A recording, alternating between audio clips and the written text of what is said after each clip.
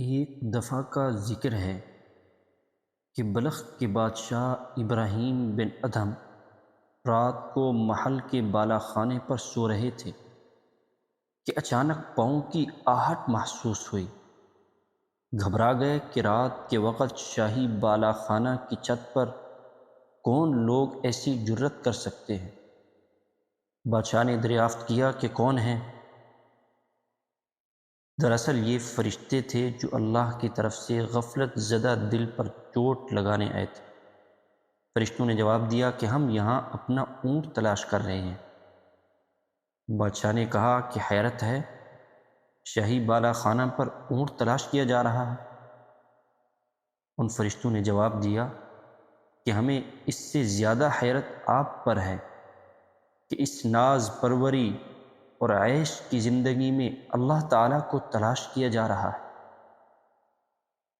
چنانچہ یہ کہہ کر وہ فرشتے تو غائب ہو گئے تھے، لیکن بادشاہ کے دل پر ایسی چوٹ لگ گئی کہ ملک و سلطنت سے دل سرد ہو گیا اور دل میں اللہ کی محبت کی دولت پیدا ہو گئی۔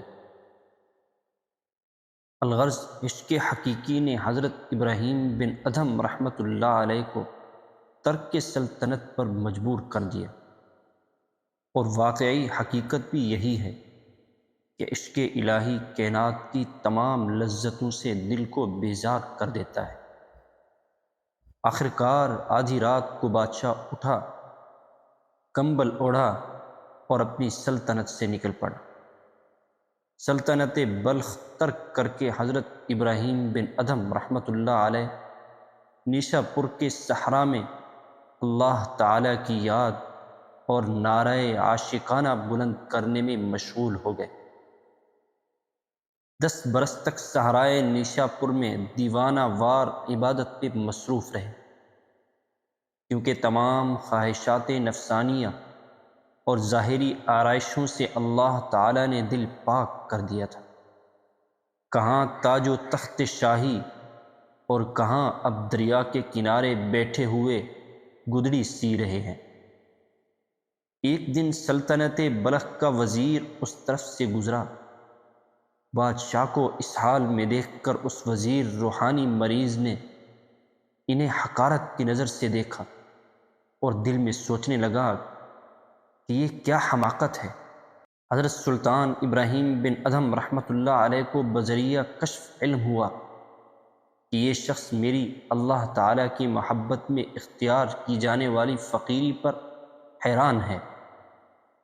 اس وقت اللہ تعالیٰ نے اپنے نیک بندے کی کرامت اور باطنی سلطنت کی شوکت کا اظہار فرمایا تاکہ وزیر کو اپنے برے گمان پر ندامت ہو اور معلوم ہو جائے کہ اللہ تعالیٰ سے تعلق کے بعد کیا نعمت حاصل ہوتی ہے۔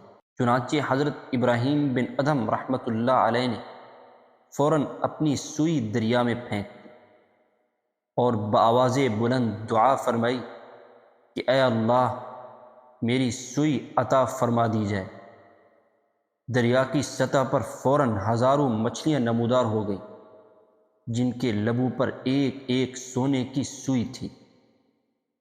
ان مچھلیوں نے دریا سے اپنے سروں کو نکال کر عرض کیا کہ اے شیخ، اللہ تعالیٰ کی طرف سے آپ یہ سوئیاں قبول فرمائیے۔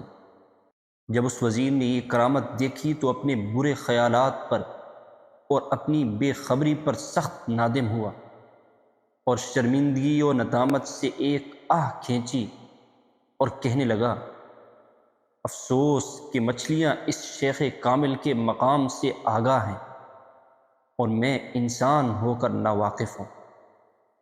میں بدبخت اور اس دولت سے محروم ہوں، جبکہ مچھلیاں اس معرفت سے سعادت مند و نیک بخت ہیں۔ یہ خیال کر کے اس وزیر پر گریہ طاری ہو گیا، دیر تک روتا رہا، اور اس گریہ ندامت اور شیخ کامل کی تھوڑی سی دیر کی صحبت کی برکت سے اس وزیر کی کایا پلٹ گئی اور اللہ تعالیٰ کی محبت دل میں پیدا ہو گئی۔ اپنے خاص بندوں کی صحبت میں اللہ تعالیٰ نے یہی برکت رکھی ہے کہ شقاوت سعادت سے بدل جاتی ہے۔ حضرت سلطان ابراہیم بن ادھم رحمۃ اللہ علیہ نے اس وزیر سے ارشاد فرمایا کہ اے امیر، یہ دل کی سلطنت بہتر ہے یہ وہ بلخ کی حقیر فانی سلطنت؟ شاہ بلخ کی صحبت سے جب اس وزیر کو باطنی سلطنت حاصل ہو گئی تو اسی لمحہ وزارت سے دستبردار ہو گیا اور سلطان کے ساتھ صحرا نشینی اختیار کر لی۔ جس شخص نے عمر بھر عقل کی غلامی کی تھی، بالآخر اس کا کام دیوانگی سے ہی بنا۔ جی تو میرے پیارے معزز سامعین، اس واقعہ سے ہمیں یہ سبق ملتا ہے کہ جب تک بندہ اپنی نفسانی خواہشات اور گناہوں کی لذتوں کو نہیں چھوڑتا، اس وقت تک وہ بندہ باطنی سلطنت اللہ تعالیٰ کی محبت کی دولت سے محروم رہتا ہے۔ اس واقعہ سے یہ بھی معلوم ہوا کہ بندہ جب اللہ تعالیٰ کا ولی بن جاتا ہے تو اللہ تعالیٰ تمام مخلوقات میں اس کے لیے محبت اور پیار پیدا فرما کر اس کی دنیاوی فانی عزت کے بدلے باقی رہنے والی حقیقی عزت عطا فرما دیتے ہیں۔ اللہ تعالی ہمیں حقیقی باقی رہنے والی دائمی عزت عطا فرمائے۔ جزاکم اللہ۔